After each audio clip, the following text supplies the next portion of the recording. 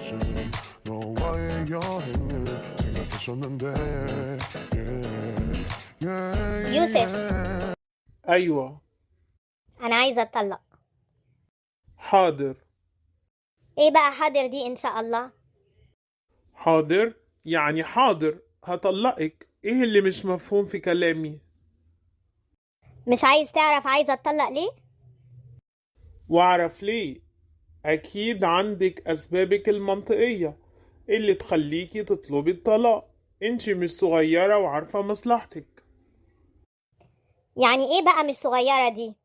لا يا حبيبي، أنا لسه صغيرة ونص. اتكلم عن نفسك أنت. خلاص انتي صغيرة وعارفة مصلحتك. صغيرة في السن بس عقلي كبير وفاهمة. أكيد يا حبيبتي. هتطلقني إمتى بقى؟ بعد ما أرجع من الشغل. وهتعمل إيه في الولاد؟ زي ما انتي عايزة. مش زي ما أنا عايزة، زي قانون الأسرة الجديد ما بيقول.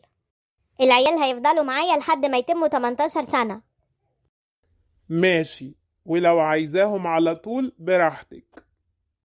طبعا عايز تخلص منهم عشان تتسرمح وتروح تتجوز، وأنا اللي أفضل موقفة حياتي في تربيتهم.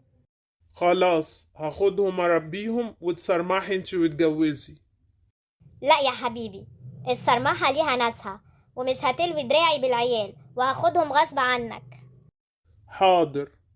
وهاخد الشقة زي ما القانون بيقول. ماشي.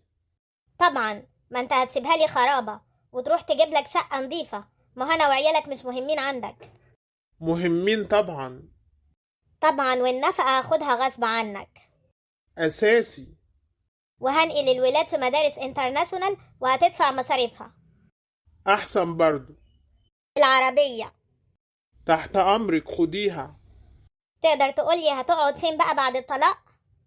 اتصرف، ما تشغليش بالك. واشغل بالي ليه؟ ما انت هتسيبني مع كوكا مع عيالك وتروح انت تروق دماغك في اي حتة. ربنا يسهل. طب ايه رأيك بقى اننا هنتطلق وتقعد معانا هنا؟ ما انا مش هشيل الطين كله لوحدي. حاضر، بعد اذنك. رايح فين؟ الحمام. اعمل حسابك لو قطعت شرايينك بالموس زي كل مرة هنكد عليك عيشتك. انا مش مستعدة ابقى ارملة وكل من هب ودب يجيب في سيرتي. انتحر واسيب الكيكة اللي بتعمليها اللي تجنن دي لمين؟ بجد عجبتك؟ دي تحفة. بس حسها هبطانة وناشفة وسكرها كتير ومش عاجباك. اوعي تقولي كده، دي احلى كيكة دقتها في حياتي. خشي هاتيلي منها. ماشي، وهعمل لك جنبها فنجان قهوة يعدل مزاجك. تسلميلي يا قلبي.